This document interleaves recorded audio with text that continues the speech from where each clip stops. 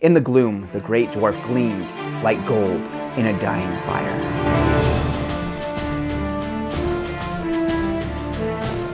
Hello and welcome back to the Librarian of the Rings. Today is Tolkien Reading Day 2026, and the Tolkien Society has chosen the theme of unexpected heroes for today's readings.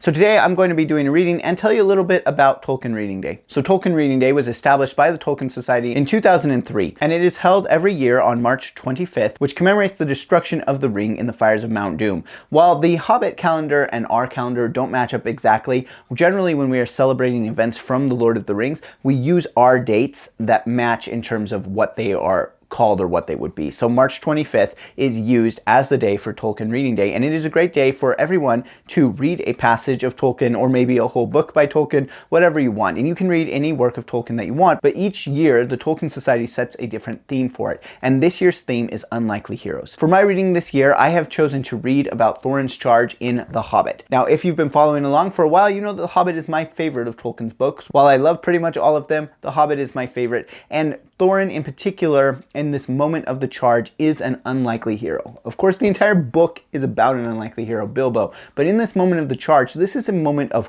eucatastrophe, and eucatastrophe is that sudden turn of hope, the opposite of what we would think of as a catastrophe, right? And so this moment of eucatastrophe is only enabled because they have forgotten about Thorin, because he is not a likely hero at this point. While Thorin starts out the story as the likeliest of heroes, the son of kings, going on an adventure, at this point he has so walled himself off, dealt with everybody in such a terrible manner, that to think that he would come out and help and that others would flock to him for this is a really unlikely scenario. But it does help to turn the tide of the battle, helps the elves, dwarves, and men to survive until the eagles arrive. And so this is a great moment here for Thorin, and it is his redemption moment before his death. So we're going to go ahead and read this now. Suddenly there was a great shout, and from the gate came a trumpet call. They had forgotten Thorin.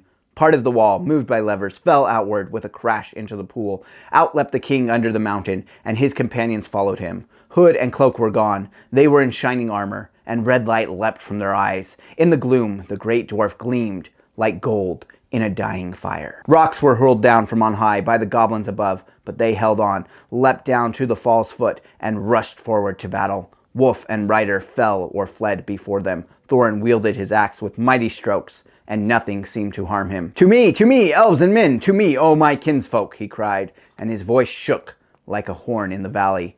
Down, heedless of order, rushed all the dwarves of Dain to his help. Down, too, came many of the lakemen, for Bard could not restrain them, and out upon the other side came many of the spearmen of the elves.